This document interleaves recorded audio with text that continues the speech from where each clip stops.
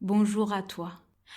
Avant de te laisser te faire chatouiller les oreilles avec mon invité, je voulais simplement te dire que la saison 3 de Meshahou se fera en 2 parties. L'année qui s'est écoulée a été très difficile pour moi, comme tout le monde. Et je ne te cacherai pas que j'ai même pensé, et d'ailleurs à plusieurs reprises, à arrêter le podcast. Mais je ne l'ai pas fait. Et tu sais grâce à qui ? Grâce à toi. Toi qui m'encourages à chaque fois. Toi qui as compris l'importance de donner une parole émotionnelle aux personnes qui font et qui font de leur mieux malgré les difficultés. Et c'est pour cela que j'ai repris les enregistrements, mais à mon rythme, au rythme des émotions. Donc, comme je te le disais, la saison 3 existera bien, mais elle sera scindée en 2.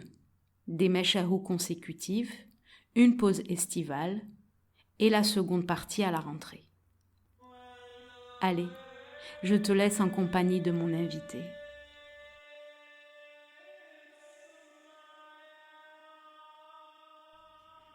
Bonjour, Eslamenwen, marhaba.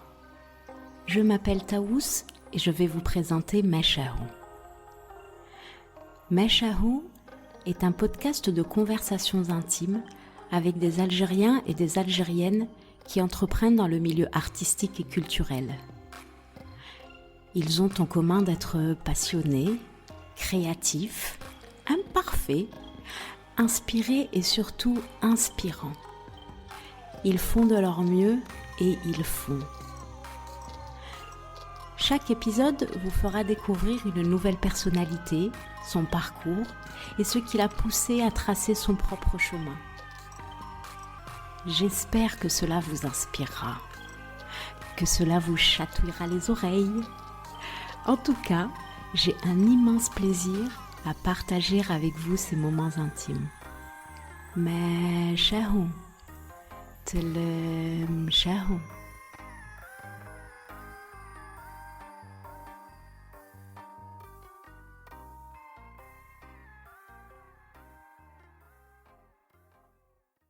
Dans cet épisode, je rencontre Amira Boudjema, journaliste et comédienne.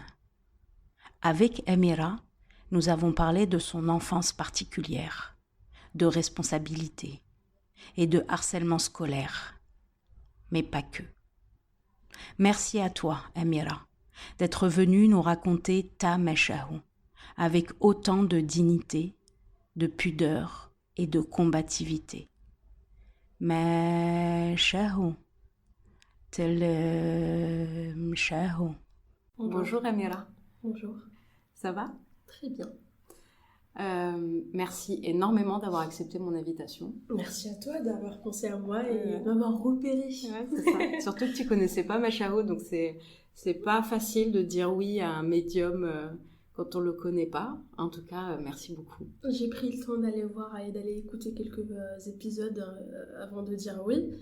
Et j'ai tout de suite fait confiance à ce média et à ta petite voix. Alors, la première question que je pose à mes invités, c'est est-ce que tu veux bien te présenter à nous ? Je déteste faire ça, mais je vais faire ça. Alors. Comme tous ceux qui passent ici, ils me disent à chaque fois « Mais c'est dur, mais on n'aime pas, comment on fait ?» C'est facile de le faire à l'école, quand on commence une nouvelle formation. Bon, je m'appelle tel, et c'est tout. Mais comme ça, alors je m'appelle Amira Boudjema, j'ai 27 ans, je suis algérienne, je vis à Alger. Je suis journaliste depuis 2016 et comédienne depuis 2019. Ok, donc jeune comédienne. 2019. Voilà, jeune comédienne. Et t'as grandi où à Alger ? J'ai grandi, je suis née à Chamaneuf, donc à l'hôpital Mustapha, et j'ai grandi à Hidra, Saïd Hamdel, aux environs de Hidra. Ouais. Voilà. Et t'étais quel type d'enfant ? Quel type d'enfant ? J'ai eu une enfance particulière. J'ai endossé des responsabilités à un très jeune âge parce que c'est la première fois que je le dis, je pense, en direct ou dans un média. Mes parents sont malentendants. Donc, ma mère, elle est sourde-muette et mon père, il est malentendant. Parce que mon père, il parle normalement, mais il n'entend pas. Et donc, je te laisse imaginer, mon enfance a été... tout était différent. Ouais. Et Et j'ai grandi seule parce que je suis l'enfant unique de mes parents. Ok. Donc c'était moi qui faisais tout, qui traduisait aux gens ce que disaient mes parents, qui traduisait à mes parents ce que disaient les gens, qui prenait tout en charge. C'est moi qui appelais les gens, c'est moi qui répondais au téléphone. Donc c'était une enfance particulière. Et je pense que j'ai pas réalisé que ma vie était différente. Je pense que j'ai commencé à le réaliser à l'âge de 23-24 ans. Ah ouais. C'est là où j'ai pris le temps en fait, parce que j'ai toujours été en mode c'est-à-dire j'ai pas pris le temps en fait de voir autour de moi. Il fallait que je comprenne tout, il fallait que je gère tout, il fallait que je pense à tout. Et à l'âge de 23-24 ans, j'ai commencé à avoir une petite crise où je me sentais perdue en fait. Et je vais te raconter ça. Tu sais ce qui m'a fait... J'ai écouté récemment non, je crois qu'il y a une année de ça. Ouais. J'ai écouté Ondolade raconte, je sais pas si tu connais. Ouais, le podcast, ouais. Voilà, et j'ai écouté le podcast de la journaliste qui, c'était une Irakienne qui a grandi en France, j'ai oublié son nom, je t'ai dit j'ai un problème avec les noms. Et cette personne-là, à ma vie en fait, elle a vécu, quand j'ai écouté le podcast de Ondolade raconte, je me suis dit c'est pas possible, ce type-là il parle de moi, avec les détails, hein. Vraiment, c'était la scène où elle disait quand elle était, par exemple, quand elle parlait avec son père, quand elle appelait le boss de son père pour qu'il paye son père. Oui, je l'ai écouté. Moi j'ai fait ça, c'était, et j'ai écouté le podcast une 30aine de fois d'affilée comme ça. Et j'ai commencé à pleurer et j'ai compris en fait la crise par laquelle je suis passée 23-24 ans, où j'avais l'impression que je faisais une dépression, ou je sais pas, où j'étais perdue, je savais pas quoi faire de ma vie et tout. Alors que non, c'était la période où j'ai commencé à me dire en fait, où j'ai commencé à pas à lâcher prise, mais j'ai en fait toutes les choses horribles ou pas hein, que j'ai vécues de mes 0 à 23 ans. Donc j'ai commencé à... C'était l'après-coup, on va dire. Oui. Et de 0 à 23 ans, c'était l'action. L'action, voilà. Et à 23 ans, tu t'es... Tout le temps être en stand-by, tout le temps être en mode vigilant et tout. Ouais. Et c'est à 23 ans que j'ai commencé à réaliser en fait que ça a été dur quand même. Parce que c'est pas facile. Ouais. C'est pas facile. Déjà, c'est pas facile d'être une fille de parents... en situation particulière, je dirais. Moi, j'ai pas de problème avec le mot handicapé. Pour moi, c'est pas péjoratif. Donc, il faut arrêter. Ouais, non, faut pas dire handicapé. Faut dire. Comment ils disent maintenant? Maintenant, ils disent personne aux besoins spécifiques. Ah, d'accord. Je suis perdue. Qu'est-ce que je disais? Ah, c'est bien. Quand on est perdu à Macharouz, c'est ça qui est vachement bien. Ouais, c'est la première fois que j'en parle. Hein. Enfin, c'est pas un secret, hein, tout le monde le sait. Mais j'éprouve pas le besoin en fait de toujours mentionner en fait que mes parents sont comme ça. Au bureau déjà, j'avais des collègues après 1 an ou 2 ans d'amitié, hein, parce que à Radio M c'est pas, je travaille pour Radio M. C'est après qu'ils ont su. Une fois ils m'ont vu en train de parler, faire des gestes au téléphone, ils étaient en train de rigoler, ils ont pas compris. Après je prends le temps de raccrocher avec ma mère, parce que ma mère, je communique avec elle sur Messenger. D'accord. On a la chance, merci de la technologie. Ouais. Et donc je me retourne, je dis oui, mais rigole pas, je parlais à ma mère en fait. Et ma mère, elle est surdmuette. Quoi? Non. Je dis oui, ma mère, elle est surdmuette, donc je parle avec elle avec Messenger, enfin à travers Messenger. Et du coup, tu parles la langue des signes? Alors, je parle pas la langue des signes parce que mes parents n'ont pas été à l'école. Donc, ils sont nés 53, il n'y avait pas d'école de sourds-muets. Et comme ils ont grandi avec des personnes... sourds-muettes? Non, même pas, parce que mon père, il n'est pas né. Ni ma mère, ils ont eu la même histoire, hein. Ils sont pas nés comme ça. Sinon, moi, je serais sourd-muette, peut-être génétiquement. Mais non, ils sont pas nés comme ça, ils ont eu un choc à l'âge de 6-7 ans. D'accord. Et méningite, suite d'une méningite. Ouais. Et c'est ça. Ils sont pas nés sourds-muets. Donc eux non plus ne parlent pas la langue des signes? Si, ils comprennent. Il faut savoir que le langage des signes, c'est pas universel. Hein. Voilà, en fait, c'était ça ma question. Voilà, c'est pas universel. Et même le langage des signes littéraire, quand on voit la télé, c'est pas le langage. Parce que moi, je fréquentais beaucoup avec mes parents le café café de sourds-muets et rue Charras. Voilà, Ouais. tout à fait. Et je comprenais les gens, je leur parlais normalement. Mais sauf que quand je regarde à la télé, le traducteur, celui qui fait l'anglais, c'est pas pareil.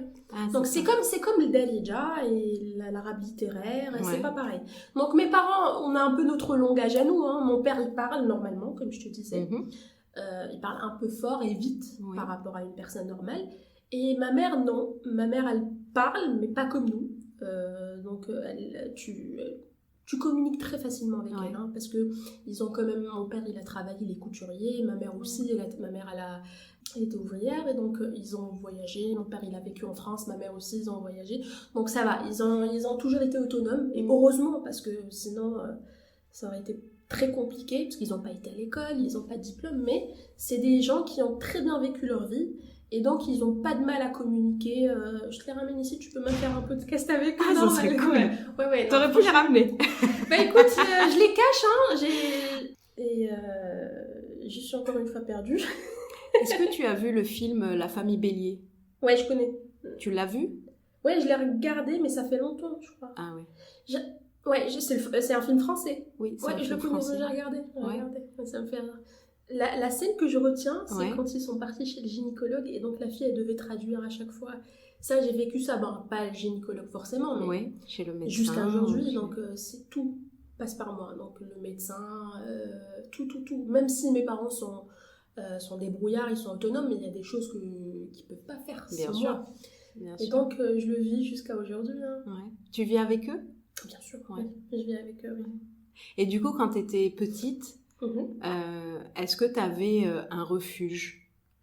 Est-ce que, je sais pas moi, est-ce que la télé, par exemple, c'était un moment à toi ? Est-ce que le dessin, la lecture, est-ce qu'il y avait... Alors, je vais te dire mon refuge. J'avais des jouets. Ma tante qui vit en France me ramenait des poupées, des trucs magnifiques. Mes parents aussi m'achetaient des choses sympas. Mais je jouais avec des choses improbables. Par exemple, quand je faisais ma petite maisonnette, je prenais par exemple, je me rappelle très bien, un tabouret. Et les meubles, c'était les boîtes de médicaments de mes parents. Ouais, c'est ça. Et les personnages, c'était soit les vernis à ongles, donc les petites bouteilles de vernis à ongles, ou les petites bouteilles de parfum, tu vois, tout ce qui est petit. Oui. Donc c'était ça ma famille. Je jouais aussi avec les brosses à dents. Tu vas trouver ça bizarre. Je te jure, hein, je jouais beaucoup avec des choses qui n'attirent pas forcément un enfant. Donc, il y avait aussi que je faisais beaucoup. Je prenais une bouteille d'eau vide. Et je collais sur le couvercle, le bouchon. Le bouchon, je collais les fils là, avec quoi on fait les trucs de cadeaux là. Tu vois, quand tu tires comme ça, après ça boucle. Le truc de pâtisserie là. Voilà. Avant, on mettait ça sur On avait un rouleau chez moi, Ouais. parce que je sais pas comment ma mère, pour quelle occasion on l'avait acheté. Donc je coupais plusieurs mèches de la même taille, de la même longueur en tout cas, et je collais sur le bouchon, et c'était ma tête à moi. Donc c'était quand je tire avec ça fait boucler. Ça boucle et tout. Et je faisais ça, et ma mère, elle a jamais trouvé ça bizarre, au contraire, elle me laissait. Donc je jouais avec des choses qui n'étaient pas destinées, en fait, en tout cas, aux enfants. Et voilà. Je pense que c'était ça mon refuge, parce que je jouais beaucoup seule.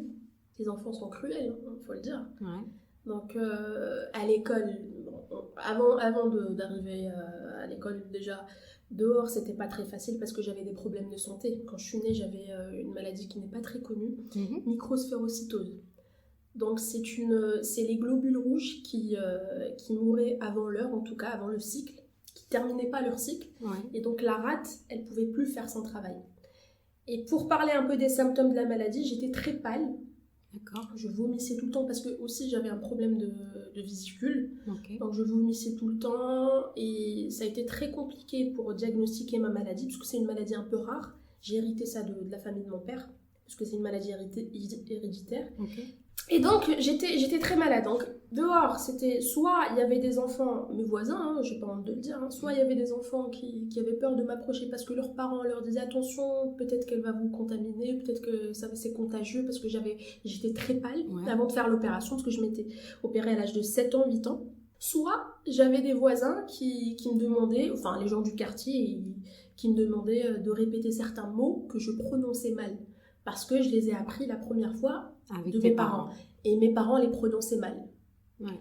Et donc, voilà, donc ça a été très compliqué. Après, à l'école, ça n'arrangeait pas les choses, parce que comme je m'absentais beaucoup, Dû à ta maladie? dû à ma maladie, donc j'ai été harcelée d'un côté des professeurs.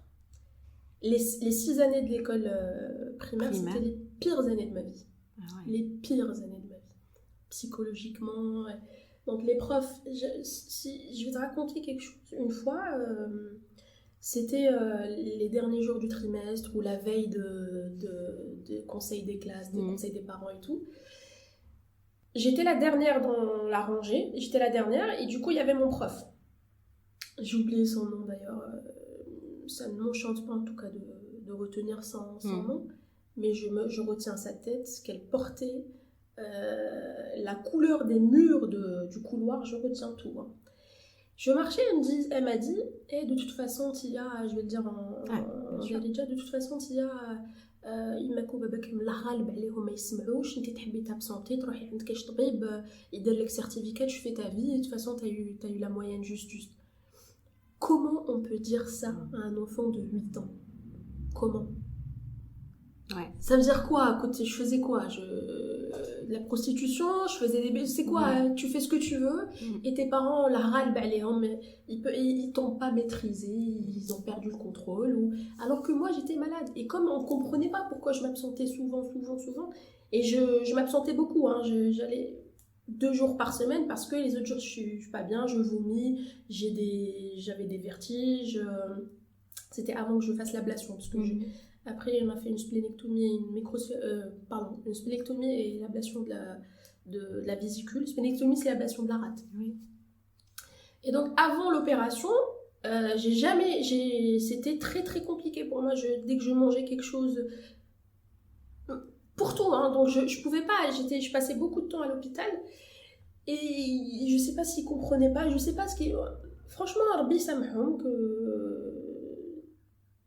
mais c'était les pires années de ma vie. Ouais. J'étais harcelée de partout. Des élèves parce qu'ils étaient jaloux parce que j'avais les meilleurs des affaires scolaires, j'avais les meilleurs crayons, je m'habillais bien parce que mes parents ils me gâtaient. Ils essayaient de combler ce vide-là. Pas que mes parents, hein, même ma tante de France, mes oncles et tout. Et donc pour que j'oublie ma maladie et mon quotidien qui n'était pas très facile, j'avais de jolis cartables, on n'est pas riche, hein, on est une famille très très simple, mais les efforts de mes parents, ils ont fourni beaucoup d'efforts pour que je sois heureuse, pour que j'oublie un peu ma maladie et mes souffrances. Et donc les élèves, soit parce que je m'habillais bien, donc j'étais mise à l'écart, soit parce que j'étais pas comme tout le monde, donc j'étais malade, mise à l'écart. Ou sinon les profs qui étaient cruels aussi, qui disaient il y avait même une fois l'une de mes profs, parce que j'ai eu 3 ou 4, j'en ai eu 3, elle m'a frappée peut-être, ou je sais pas, je crois qu'elle m'avait violentée. Donc j'ai fait la pire erreur de ma vie. Bon, à l'époque c'était une erreur, mais j'ai bien fait de le faire. En grandissant, j'ai compris que j'ai bien fait de le faire. J'ai raconté à ma mère ou à mon père. Mon père, le lendemain, il était parti avec moi à l'école et il a été très méchant avec la prof, limite qu'elle hidrabha. Et depuis, pour se venger, qu'est-ce qu'elle faisait? À chaque fois que je levais la main pour participer, non, t'écoutes pas, de toute façon, Tia, tu veux pas être éduquée, ma narbéoukch, parce que t'es ma ndarboukch, l'aukhrin yhabou ki ndarbouhom, parce que narbéouhom, mais Tia, qui m'a habité ndarbouk, donc ma narbéoukch, t'existes pas. Donc c'était toute cette torture psychologique quotidienne. Et après ça, je pouvais plus raconter à mes parents parce que je me disais, si je lui dis, il va encore revenir, je sais pas ce que je vais subir après cet épisode. Donc je gardais tout pour moi. De toute façon, je gardais tout pour moi quand j'étais enfant. Donc c'était pression, plus pression, plus pression. Ouais, c'était ça. Et maintenant, donc là, tu as dit que tu avais 27 ans. En prenant du recul, quelles sont les valeurs que tes parents t'ont inculquées, Amira? Plein. La responsabilité, la simplicité, la modestie, et qu'on pouvait être heureux avec rien du tout.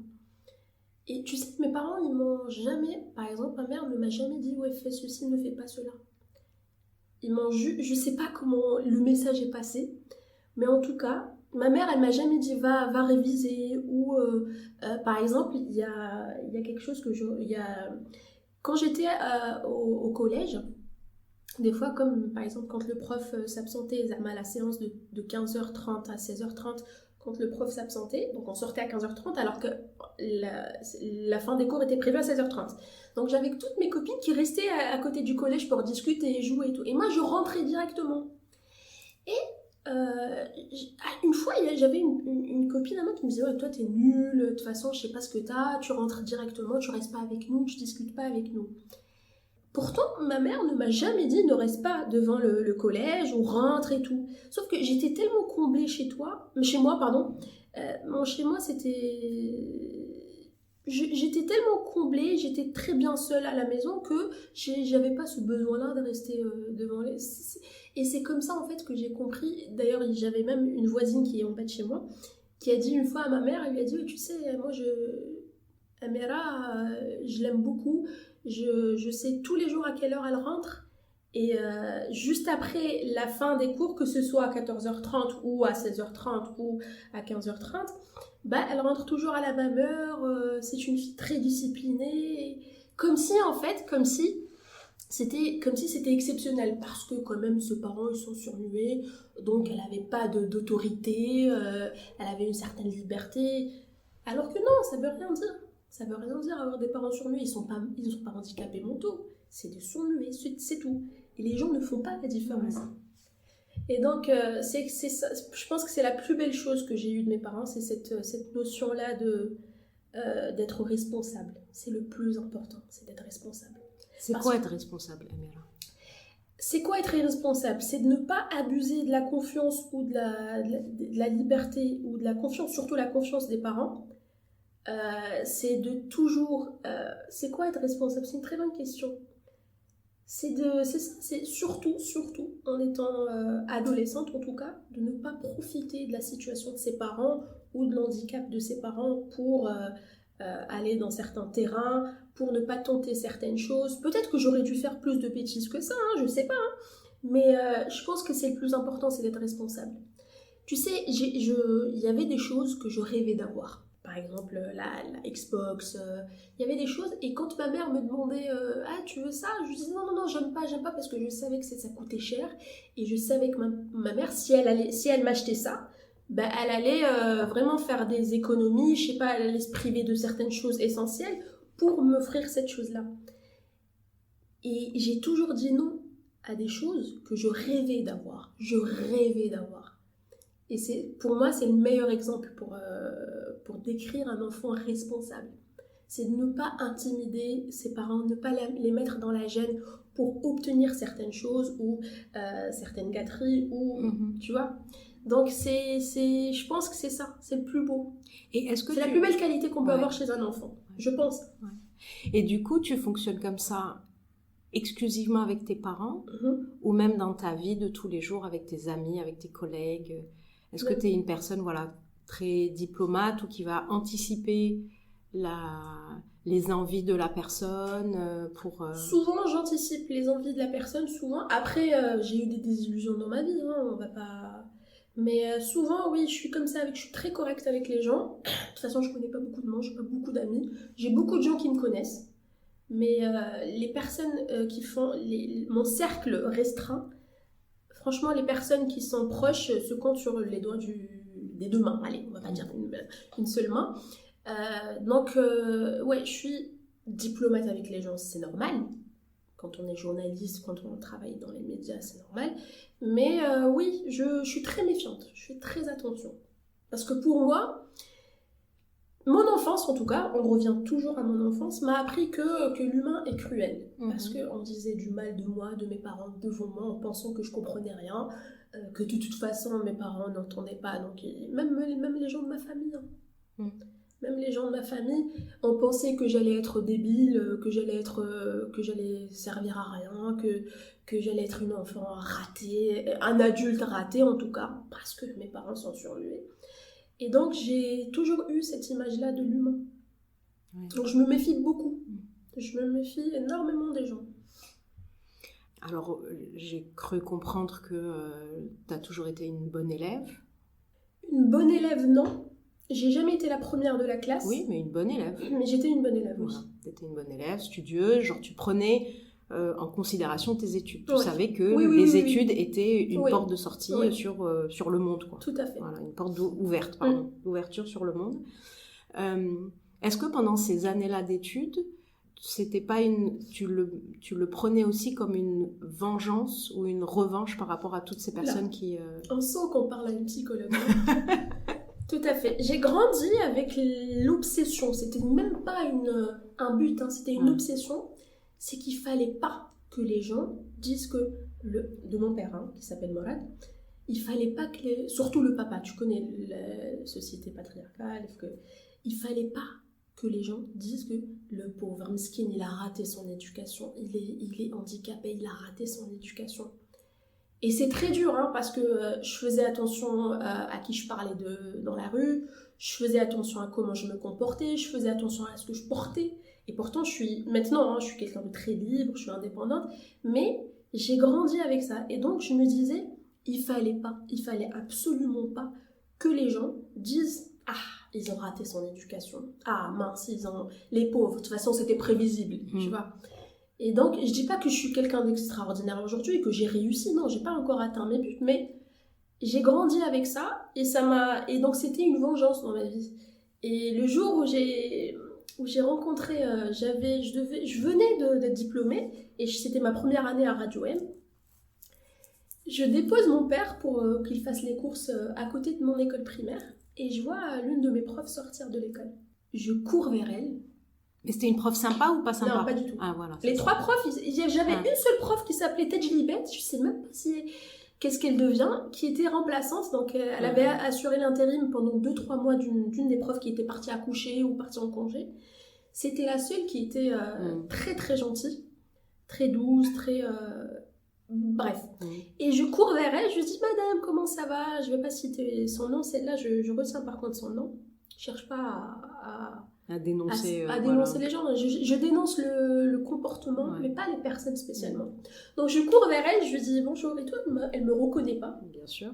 J'étais plus grande qu'elle, hein. C'était important, c'est le détail à mentionner. Donc elle lève sa tête comme ça, elle me regarde, je lui dis c'est moi, Boudjma Amira. La première phrase qu'elle dit, je lui dis c'est moi, Amira Boudjma, ah t'es belle, t'as embelli, t'as grandi et tout. Après je lui dis ouais, je suis licenciée en audiovisuel à la faculté et je travaille, je suis journaliste, je commence à peine, j'apprends et je continue parallèlement mes études, master et tout. Donc j'ai donné tout mon CV d'un coup. C'était une manière pour moi de dire tiens, finalement je suis pas ratée. Ouais. Et donc elle m'a dit je savais, tu sais ce qu'elle m'a dit? Elle m'a dit je savais que t'allais réussir, je n'avais pas de doute, t'as toujours été différente et tout. Et moi je me disais non, quelle hypocrite. Mais au collège, non. Au collège, c'était libéré, délivré. Ouais. Au collège, tout a changé. Au collège, les gens étaient sympas. Ou peut-être c'était moi qui voyais les choses différemment, je sais pas. Mais au collège, non. Au collège, c'était très différent. Même au lycée, à la fac. T'écoutais quoi comme musique adolescente? J'écoutais quoi Alors, j'écoutais du Matt Pokora, Diams. J'écoutais beaucoup Diams, l'autre fille double canon. Ouais. Je sais pas si j'étais ado pour l'autre fille, oui. Mais j'écoutais du Diams, j'écoutais du rock. C'était, j'ai oublié son nom. C'était un rocker, j'étais amoureuse de lui. J'ai oublié son nom, mais j'écoutais un peu de tout comme mon entourage, les enfants de mon âge. Hein. C'est après que mes goûts ont changé, que mes goûts musicaux ont changé. Et aujourd'hui, t'écoutes quoi? C'est quoi ta playlist? Alors tout, tu verrais mes titres likés en tout cas sur Spotify ou sur YouTube. Je peux écouter du Mozart, comme je peux écouter du rap, Flen, comme je peux écouter du Diams, The Weeknd, je peux écouter Céline Dion, ça dépend de mon mood. Moi, j'écoute tout, vraiment tout. À part le rail actuel. D'accord. Parce que pour moi, le rail, c'est Cheb Khaled, Mami, et c'est les chansons reprises, c'est les chansons de Blaoui Hawa, les reprises. Ce n'est pas trop, bizarrement, pas. Je respecte ce qu'il fait, mais pas trop, ça me parle pas. Mais sinon, j'écoute vraiment tout, sauf le sha'bi, pas trop. Mais sinon, j'écoute tout. Est-ce que tu aimes jouer? Mm. Est-ce que tu veux bien qu'on fasse un jeu, toi et moi? Vas-y. Ça s'appelle le portrait chinois. En fait, les phrases, c'est « si Amira était », d'accord? Et toi, tu me répondras. Ok. Ça marche? Ça marche. Super. Alors, si Amira était une musique, tiens, ça serait quoi? Si Amira était une musique. C'est une nouvelle chanson qui m'a beaucoup marquée. C'est du rap, hein. Ouais. C'est l'IM de Flaine.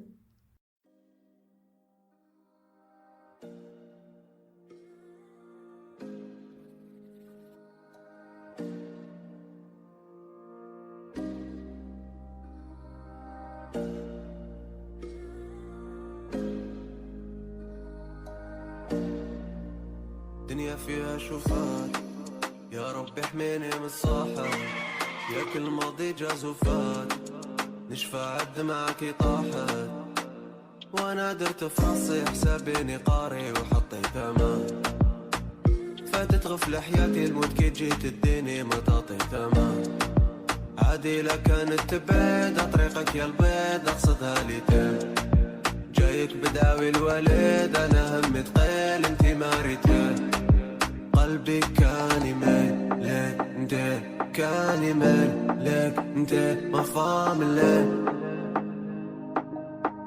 علاش خنتي الامانة هالايام الليل هالايام هالايام هالايام الليل هالايام هالايام راحوا خسارة هالايام الليل هالايام هالايام هالايام الليل هالايام هالايام راحوا خسارة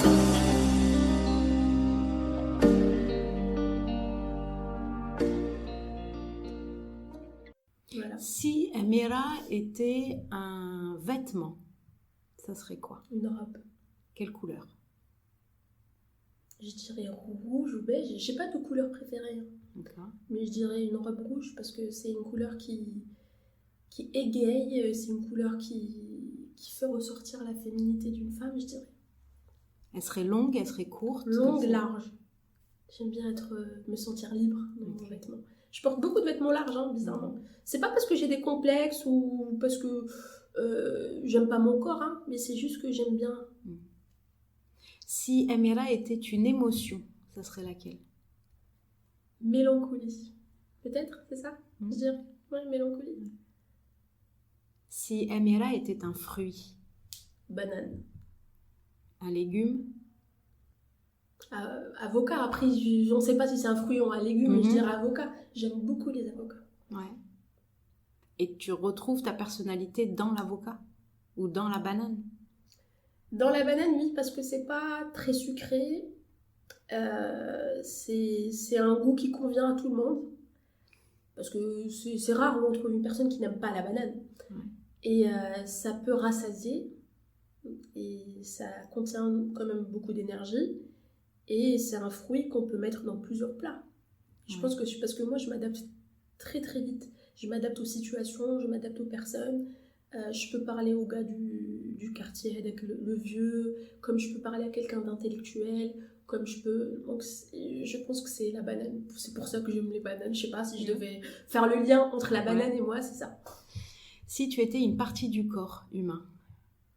Certainement pas le ventre. Parce que j'ai une cicatrice qui me marque beaucoup. Si j'étais une partie du corps, je dirais les oreilles. Ce que mes parents n'ont pas. Enfin, L'ouïe. L'ouïe, ouais. Je dirais ça. Parce que c'est important. Ou la bouche. Parce que quand on s'exprime pas, quand on peut pas parler, c'est dur.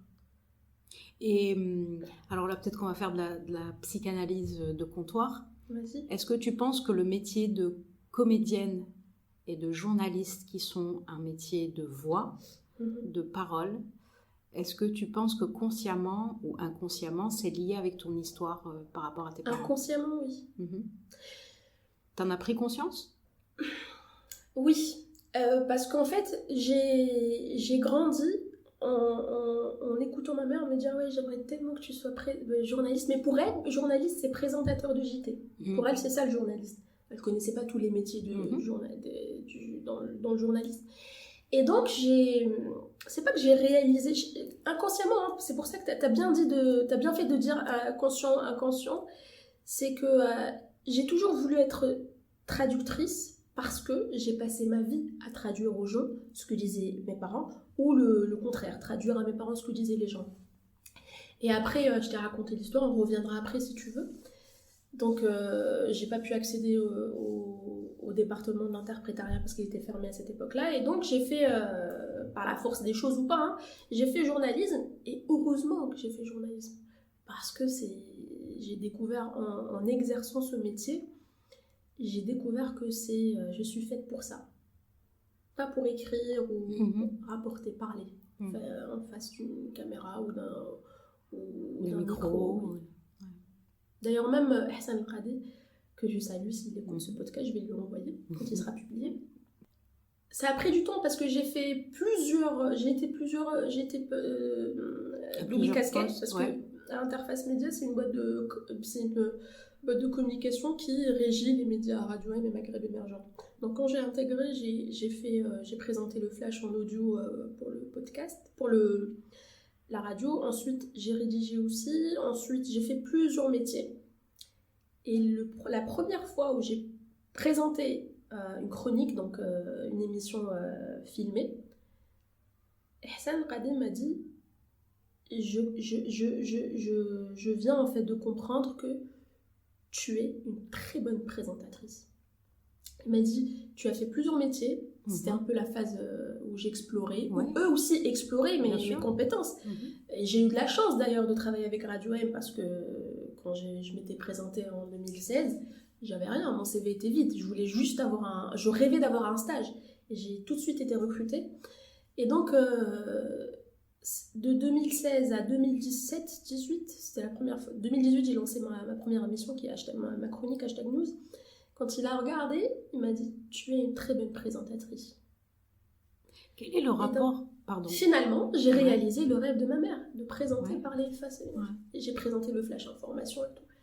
Et c'est qu'en faisant ça, je me rendais pas compte, jusqu'au jour où je me dis « Purée, ma mère, elle rêvait ».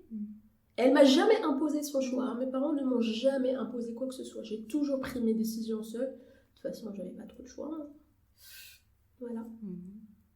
C'est quoi le rapport que tu entretiens avec l'image ? Le rapport que j'entretiens avec l'image, c'est une très bonne question. J'aime pas forcément être. D'ailleurs, quand tu vois sur mes photos sur Instagram, par exemple, c'est les photos qui sont publiques. Derrière chaque photo, c'est soit je poste un moment, soit je poste un ressenti. C'est jamais regardez ma tenue ou je poste parce que je me sens belle. D'ailleurs, j'ai des photos, quand je regarde les photos qui sont publiées, quand je compare entre les photos qui sont publiées et les photos qui sont dans ma pellicule qui ne sont pas publiées, les plus belles photos sont dans ma pellicule, c'est-à-dire les plus féminines, les plus sexy entre guillemets, sont dans ma pellicule, ne sont pas publiées. Donc j'aime beaucoup la photo, mais j'ai pas ce besoin-là de poster juste parce que je suis belle ou parce que je me montre sous mon meilleur... quand je suis tirée à 4 épingles, quand je suis très bien habillée et tout. Donc c'est toujours une photo. Pour moi, c'est un moment, c'est comment rendre un moment éternel, c'est la photo, c'est à travers une photo ou une vidéo en tout cas. Et voilà, c'est ça mon rapport avec l'image. Beaucoup pensent qu'en fait, j'ai mon côté narcissique, mais en fait non, beaucoup pensent que j'aime bien être exposée, que j'aime bien être photographiée et tout. Mais c'est pas ce qui m'intéresse le plus. D'ailleurs, les plus beaux moments de ma vie, je les poste pas, je les filme pas. Le doute, quelle est la place du doute dans ta vie ? Quotidien, elle est omniprésente, la place du doute. Je doute de tout. De mes décisions, de mes rencontres, des intentions des gens, mais de tout. Ça fait mal à la tête au bout d'un moment ou pas ? Je dors pas, je suis insomniaque. T'es insomniaque ? Je consomme beaucoup d'anticernes, parce que j'ai des cernes. Même quand je dors, je suis rarement à 100%. C'est-à-dire, si on compte les heures où je suis vraiment dans un sommeil profond, C'est 1-2 heures, hein. Sinon les autres heures, je dors mal, hein. J'ai un très mauvais sommeil. La solitude, t'en fais quoi? C'est toute ma vie, la solitude. Je me suis toujours sentie seule. Même quand je suis entourée, d'ailleurs je suis rarement entourée de beaucoup de personnes, mais quand je parle à mes amis ou à mon amoureux, quand je lui parle au téléphone, je lui dis il y a un calme chez moi, parce que dans ma chambre, il n'y a pas de télévision. J'ai enlevé la télévision il y a quelques années, j'aime pas trop le concept télévision dans une chambre, je suis très YouTube, téléphone et tout. Et je parle beaucoup de mon chat. Peut-être que les gens vont trouver ça ridicule, mais j'ai un chat qui m'accompagne depuis 13 ans. Et ce chat-là a un très grand rôle. Pourquoi? Tu vas rigoler. C'est grâce à ce chat-là que j'utilise ma voix à la maison. Parce que mes parents, je leur parle pas avec ma voix. S'il n'y avait pas ce chat, parce que c'est lui que je l'appelle, je lui crie dessus, je lui raconte ma vie, je lui parle. Hein. Ouais. Mon chat, je lui parle. Donc c'est grâce à cet être que je parle à la maison, que j'utilise, en tout cas je parle avec la voix. Et donc chez moi, il y a un calme parce que mes parents sont surmués, donc même quand ils parlent, ils font du bruit, mais bon, c'est pas comme quand on est une famille nombreuse et tout. Et donc la solitude, c'est très lourd, hein, c'est très jusqu'à aujourd'hui, hein, je me sens très très seule, même quand je suis entourée, même quand je suis avec les personnes que j'aime, parce que j'ai tout le temps il y a moi qui te parle, et il y a une autre personne à l'intérieur. Je suis pas psychopathe, hein, je t'assure. J'ai pas des... Mais je me dis que j'ai toujours cette impression où je suis toujours incomprise. Je suis très différente des gens. Et est-ce que tu penses qu'un jour tu chériras cette solitude? Oui. Ouais. Oui. Donc j'ai pas de problème, j'ai pas peur d'être seule. Hein. J'ai pas peur en tout cas d'aller manger dans un restaurant en étant seule et tout, parce que c'est ma vie et je suis seule. Je suis très très... oui. Elle me pèse lourd, je vais pas mentir. Il y a des moments où ça me pèse très lourd, il y a des moments où je pleure, littéralement. Mais j'ai pas peur quand même, parce que j'ai vécu avec cette solitude depuis que je suis née, depuis que j'ai ouvert les yeux. Quelle est ta plus grande peur, Amira? Ma plus grande peur, c'est de perdre mes parents et surtout du lendemain. J'ai peur de l'inconnu. Quand il y a des choses, quand je vis des désillusions dans ma vie, je me dis, purée, qu'est-ce que me cache cette vie? En fait, j'ai l'impression que j'ai assez souffert. Ou non, vraiment, c'est peut-être... Les gens, peut-être, beaucoup ne vont pas comprendre, en tout cas les gens qui m'ont connue, qui ont connu ma vie, ne vont peut-être pas comprendre ce que ça veut dire souffert, parce que quand même, j'ai grandi, mais j'ai eu une vie très difficile. Hein. J'ai eu une vie très difficile, et donc je me dis que j'ai peur en fait de baisser les bras, parce que oui, je suis très forte, j'ai un mental d'acier et tout, mais j'ai peur en fait que je sois, parce que j'ai peur en fait de baisser les bras et que que mes parents ne puissent plus compter sur moi. Ça, c'est ma plus grande peur. Et j'ai aussi peur de... Tu sais, beaucoup le font, beaucoup d'enfants le font, j'ai eu l'occasion de poser cette question à mon entourage. Par exemple, les heures de la sieste du vendredi, quand je faisais pas ma sieste, donc ma mère elle dormait, je vérifiais à chaque fois, j'allais voir si ma mère respirait ou pas, pour voir si elle est morte ou pas. Parce que pour moi, c'est ma plus grande peur, c'est de perdre mes parents. C'est ma plus grande peur, ouais. Et ta plus grande joie? Avoir des enfants. C'est ma plus grande joie, parce que pour moi, c'est quelque chose d'extraordinaire. C'est pas juste une suite logique, se marier, avoir un enfant. Et d'ailleurs, je comprends pas des fois quand je vois autour de moi les filles, en tout cas les filles qui se marient, des cousines, ou les filles que j'ai connues à la fac et tout, qui se marient. J'ai l'impression qu'elles réalisent pas à quel point c'est magique d'avoir un enfant, de donner... Ouais, parce qu'en fait, je me dis qu'en fait, je voudrais... Déjà, je rêve que mes parents connaissent et voient mes enfants. Ils ont pas eu ma mère, elle n'a pas eu la chance d'avoir beaucoup d'enfants parce qu'elle a eu des fausses couches avant moi et après moi. Donc, c'était la seule la seule tentative qui a abouti. Et donc, je me dis, j'espère que je pourrai leur offrir ça. Et surtout d'avoir, pour moi, l'image, c'est un peu la petite famille dans la prairie. Hein. C'est des enfants, un mari, une famille comme ça, où ça parle trop, il y a beaucoup de bruit. Ce que j'ai pas eu dans ma vie, c'est le bruit. Mais pour moi, c'est la plus belle chose, c'est fonder un foyer, c'est avoir une famille. Avec mes parents dans le paysage. Jamais sans eux. Ouais. Donc là, tu as dit que tu avais souvent ton amoureux au téléphone. Donc tu es amoureuse actuellement. Ouais. Qu'est-ce que l'amour t'apporte dans ta vie personnelle et professionnelle? Qu'est-ce que l'amour m'apporte dans ma vie personnelle? Ça peut tout changer. C'est pas forcément l'amour, c'est la personne. Parce que j'ai vécu une très grosse déception il y a quelques mois. Une désillusion totalement. Et pour moi, avoir une personne qui peut... Tu sais, j'ai toujours été indépendante dans ma vie. J'ai pas besoin d'un homme ou un homme pour qui... J'ai pas besoin d'être... c'est-à-dire, j'ai pas besoin d'homme pour vivre. Vraiment, hein. Même mon père, j'ai pas eu besoin de lui dans ma vie en tout cas. Et donc pour moi, un homme, c'est pas quelqu'un qui va te chérir. C'est pas la vie, un homme.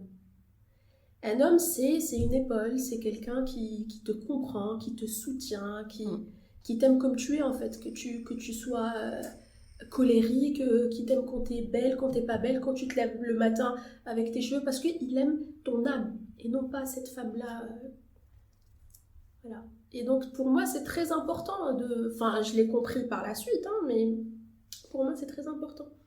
C'est ça l'amour, c'est pas le fait c'est pas les papillons dans le ventre, c'est pas ça l'amour. Parce qu'on peut, oui, on peut avoir une illusion d'avoir des papillons dans le ventre, aimer quelqu'un qu'il ne faut pas, c'est pas la bonne personne. Donc l'amour, ça dépend de la personne, c'est la personne qui fait toute la différence. Qu'on soit heureuse ou pas, c'est la personne. C'est que ce que t'apporte le fait de parler à cette personne, le fait de lui raconter sa journée, le fait de lui raconter tes problèmes ou pas, ton intimité. Oui, c'est un soutien, c'est voilà. C'est ça. Ouais, c'est ça ce qui est merveilleux dans l'amour, dans les relations. Chacun l'appelle comme il le sent, mais c'est ça, c'est pas l'amour, c'est pas le sentiment. Est-ce que tu as déjà pensé à partir de l'Algérie? Oui, récemment. Tu es partie? J'allais partir. Bon, je ne suis pas partie pour des raisons administratives, mais j'ai jamais cru un jour que j'allais avoir cette envie-là de quitter le pays. Pour moi, c'était impensable. Hein. Quand j'ai eu mon bac, ma famille, beaucoup m'ont encouragé de partir faire l'université là-bas, mais c'était pas envisageable pour moi déjà de partir loin de mes parents. Mais après certains événements, là, c'est plus même pour mon futur ou pour ma situation financière ou pour ma carrière. Hein. Partir pour un mode de vie. C'est très compliqué d'être une femme indépendante en Algérie. Faut se le dire, hein. On va pas se mentir. L'Algérie, c'est un pays merveilleux. Tout est beau, c'est ce que je te disais, tout est artistique dans ce pays. Mais c'est dur d'être épanouie en tant que femme.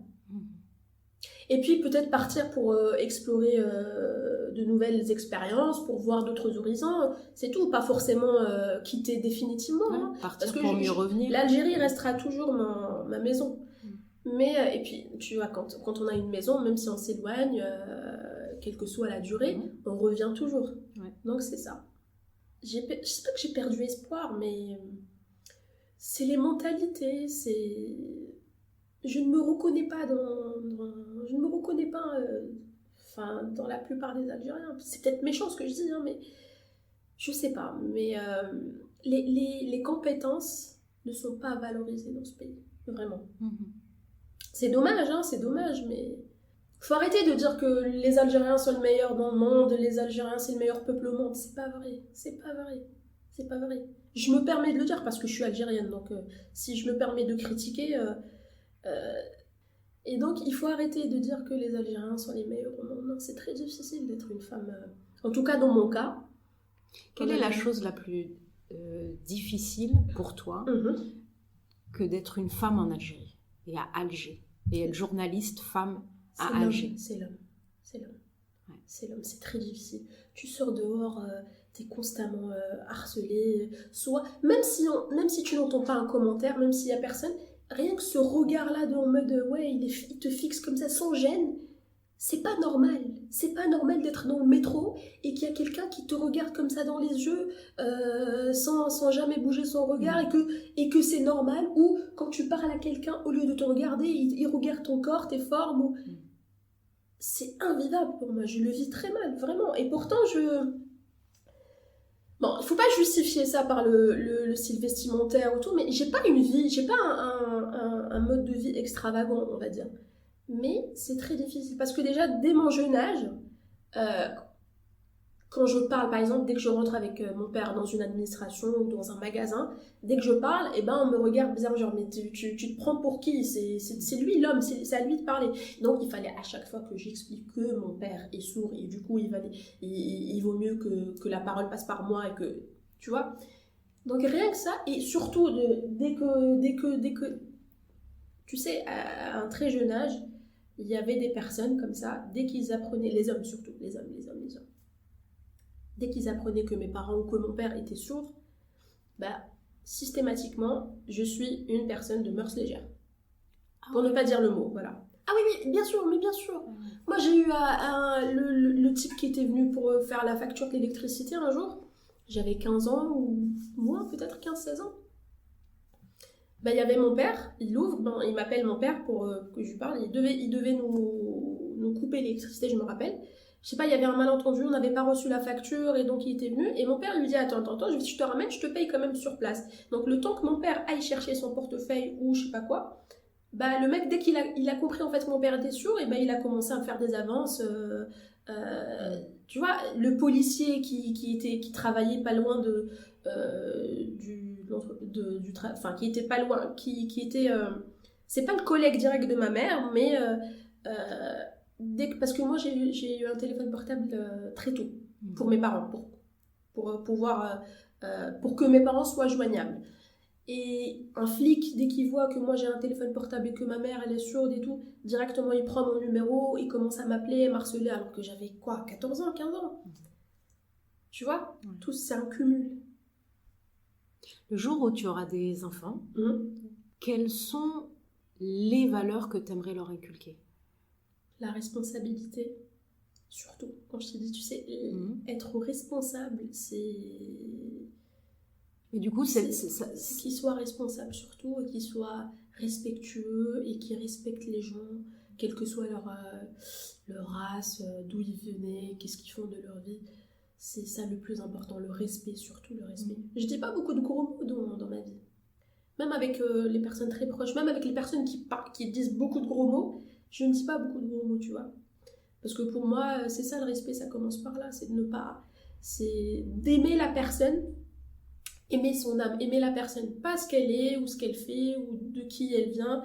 Pour moi, j'aimerais bien que mes enfants soient comme moi. Parce que moi, quand j'ai aimé les gens dans ma vie, j'ai pas vu en fait ce qu'ils sont. Tu sais, mon père, je dis souvent ça, mon père, il me dit, quand par exemple j'ai besoin d'un document rapidement de la mairie ou là, mon père me dit je connais quelqu'un. Et tu sais, il connaît juste l'agent de sécurité, il connaît. Donc, c'est pas le statut qui fait la personne. C'est l'humain. Mais du coup, pour revenir sur cette responsabilité, est-ce que tu penses pas non plus que d'avoir une aussi grosse responsabilité pour un enfant aussi jeune, c'est pas une chape de plomb?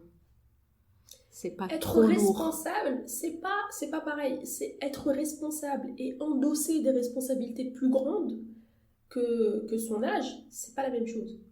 Je veux pas que mes enfants aient à supporter la charge que j'ai supportée moi. Non, je ne veux pas. Je veux juste qu'ils soient responsables, qu'ils calculent l'impact de chaque chose qu'ils font ou chaque comportement dans leur vie quotidienne. Qui ne font pas aux gens ce qu'ils n'aimeraient pas à ce qu'on leur fasse. Ça commence par là.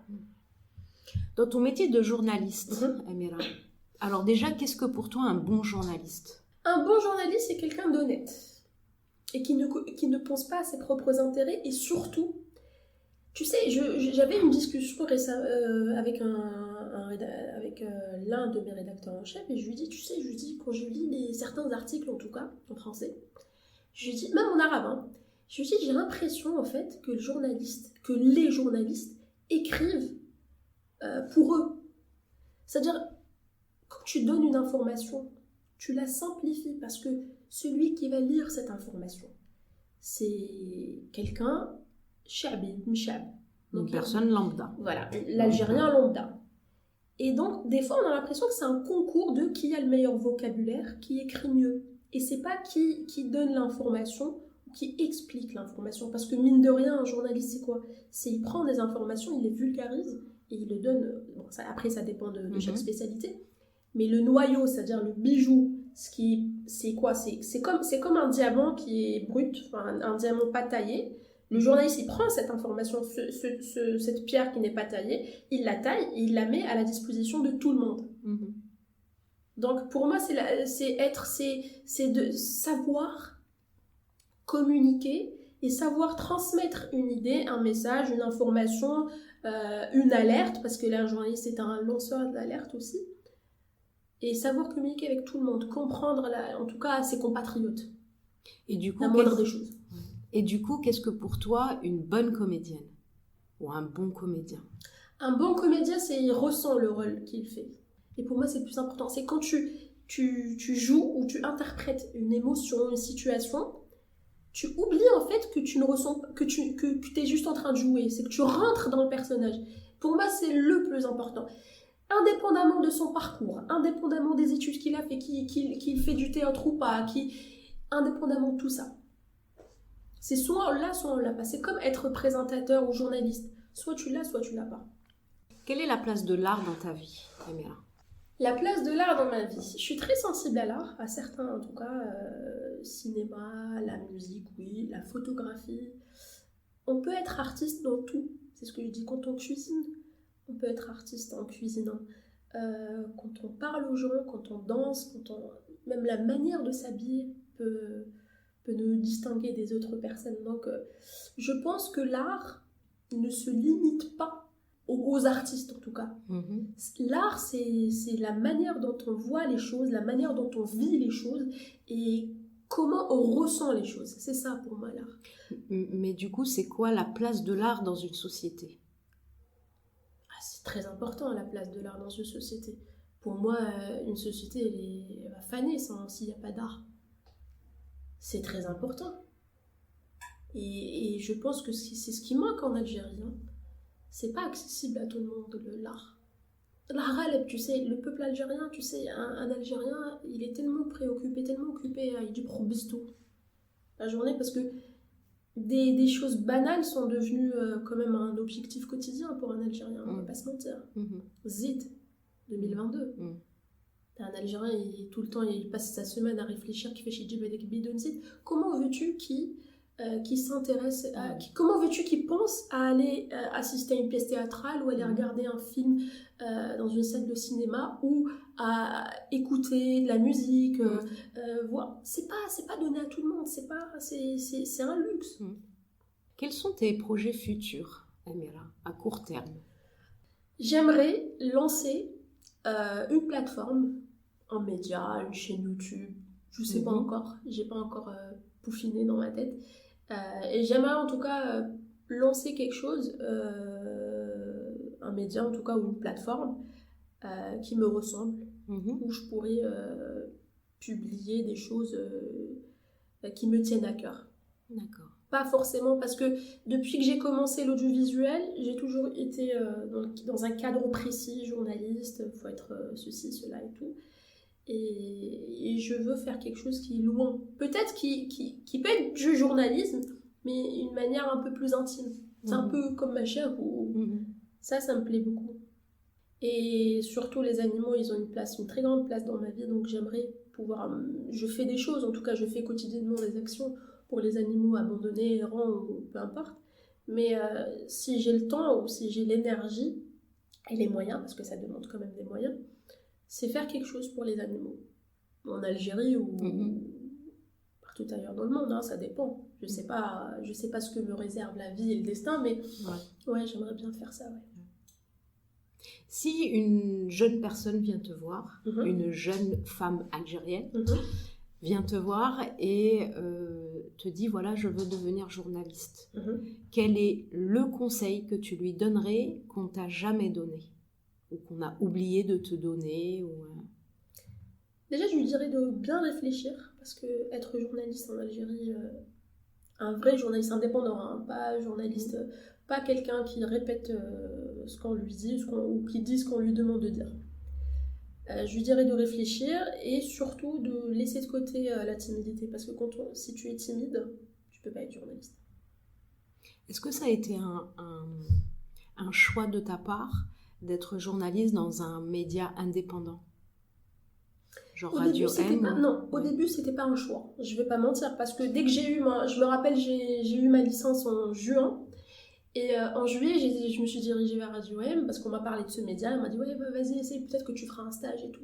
Donc quand j'étais partie voir Radio M, je ne savais pas que c'était un média indépendant, que c'était quand même compliqué de travailler. Parce que, on va pas se mentir, la liberté d'expression en Algérie est quasi inexistante. Et donc, je savais pas, mais j'ai quand même fait le choix de rester. Parce que j'aurais pu partir travailler dans une télévision, faire la poupée, la belle présentatrice qui anime des émissions, mais je ne l'ai pas fait. J'ai fait le choix de rester parce que je me retrouvais à Radio M. Donc ça n'a pas été un choix de commencer en tout cas ma carrière, mais après j'ai fait le choix de rester. C'est comme dans tout dans la vie. Hein. Alors je pose toujours 2 questions pour clore la rencontre. La première question, c'est quelles sont quelles sont les personnes que tu aimerais écouter à Meshahou? Les personnes que j'aimerais écouter à Meshahou. En fait, j'aimerais écouter des personnes des Algériens lambda, et qui font des choses en fait extraordinaires peut-être, mais qui ne savent pas en fait qu'ils font des choses extraordinaires. Ça, je pense que c'est important parce que oui, les artistes, les personnes connues ou les personnes qui entreprennent des choses ou les jeunes qui ont des PME ou non, c'est bien, mais ce qui est encore bien, c'est les personnes de la vraie vie. Et ça, c'est très difficile de les repérer, mais oui, des personnes qui, pour lui, il fait quelque chose de rien. C'est comme je sais pas, c'est comme quelqu'un qui هذاك اللي يبيع الخضره et qui superpose ses légumes de façon à ce qu'il fasse en fait le type il fait un tableau avec ses légumes, avec les couleurs des légumes, et il le sait pas. C'est pas qu'il le sait pas, c'est que c'est pas valorisé peut-être. C'est ce que je te disais, c'est que les gens, c'est pas tout le monde qui est sensible à ça, c'est pas tout le monde qui repère ça. Et je pense que c'est ça, c'est les personnes qui ont une histoire, parce que c'est les personnes qui ont une histoire, j'aimerais bien écouter des personnes qui sortent du lot de par leur passé, leur enfance, leur histoire, voilà. Okay. Et la dernière question, c'est qu'est-ce que pour toi Meshahou? Ah oui, Meshahou, c'est une révélation. C'est la première fois de ma vie où j'ai l'impression d'être face... Bon, c'est pas une impression, c'est vrai, je suis face à une psy. C'est la première fois pour moi. Et de parler de choses intimes de ma vie, quand même. C'est la première fois où je parle de mon enfance comme ça, devant un micro, où je sais que ça va être publié, que je parle de mes parents, je crie pas ça sur tous les toits non plus. Donc c'est la révélation pour moi. J'ai eu ma première séance chez un psy. Voilà. Et ça t'a plu? Ouais, c'est vraiment génial. Merci, ouais, c'est extraordinaire. Merci beaucoup Amira. Merci à toi de m'avoir invitée. À très bientôt. À bientôt. Merci à notre invitée d'être venue nous raconter sa Meshahou. Pour la suivre et prendre contact avec elle, nous vous avons mis toutes les informations dans le descriptif de ce podcast. Si vous avez aimé cet épisode de Meshahou, n'hésitez pas à vous abonner pour recevoir les prochains épisodes dès leur diffusion. Vous pouvez aussi nous aider à faire connaître Meshahou en parlant autour de vous et en laissant une note ou un commentaire sur l'application de votre choix. Si vous voulez prolonger la discussion, poser des questions, nous suggérer des invités, vous pouvez nous écrire sur les réseaux sociaux, par mail et sur notre site internet. Merci à vous d'avoir pris le temps d'écouter Meshahou et à très bientôt.